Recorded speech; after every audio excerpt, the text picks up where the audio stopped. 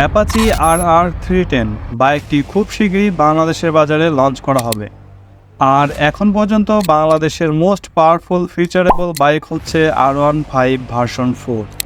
কিন্তু যখন এ বাইকটি দেশের বাইক মার্কেটে ঢুকবে তখন এ বাইকটির ওপরে বেশি ফিচারেবল বাইক থাকবে না।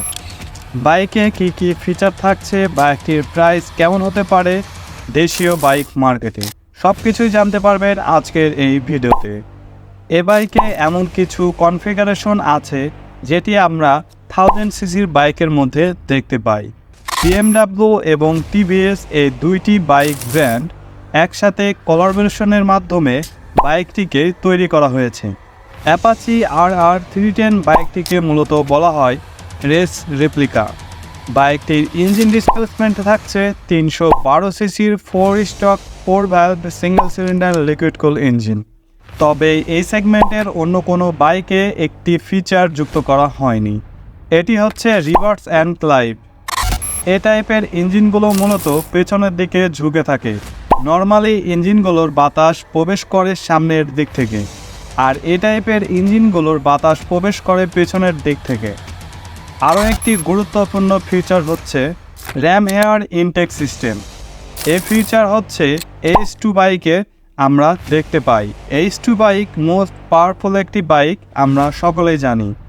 এই টেকনোলজি ব্যবহার করার কারণে ইঞ্জিনে বাতাস বেশি প্রবেশ করে, যার ফলে ইঞ্জিনের সিলিন্ডারে বাতাস বেশি প্রবেশ করে বেশি অকটেন পোড়ায়, যার ফলে বাইকটি বেশি গতি প্রডিউস করতে পারে। বাংলাদেশে যেহেতু 375 সিসি পর্যন্ত বাইক সিসি লিমিট রয়েছে, শুধুমাত্র এ বাইকটিতেই এ ধরনের ফিচারগুলো ব্যবহার করা হয়েছে। অন্য কোনো বাইকে এই কোয়ালিটির টেকনোলজি দেখতে পাবো না। এজন্য আপনি ইনিশিয়াল পাওয়ার পেয়ে যাবেন খুবই বেশি, যেটি আপনাকে স্যাটিসফাই করবে।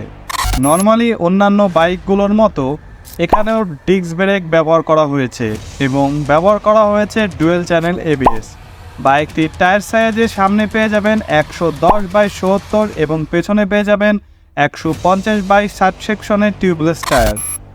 বাইকটির সিট হাইট নিয়ে কিছুটা মানুষের প্রবলেম হতে পারে। বাইকটির রাইডিং সিট হাইটের উচ্চতা 810 মিলিমিটার।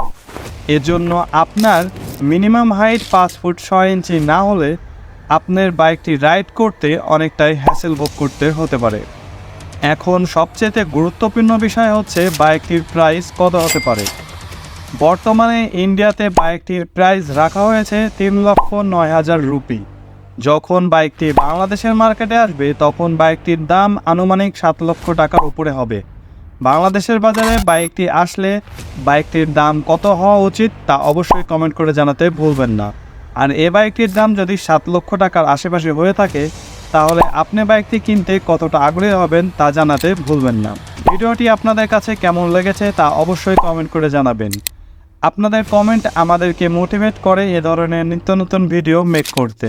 এখন পর্যন্ত আপনারা যারা আমাদের চ্যানেলটি সাবস্ক্রাইব করেননি তারা অবশ্যই আমাদের চ্যানেলটি সাবস্ক্রাইব করে পাশে থাকা বেল আইকনটিতে ক্লিক করে দেবেন। আর যারা ফেসবুক পেজ থেকে দেখছেন তারা অবশ্যই আমাদের পেজটিকে ফলো করে দেবেন। তো যারা বাইক রিলেটেড ভিডিও পেতে চান তারা অবশ্যই দেরি না করে আমাদের চ্যানেলটি ফলো করে দিন। তো সবাই ভালো থাকবেন, সুস্থ থাকবেন, খোদা হাফেজ।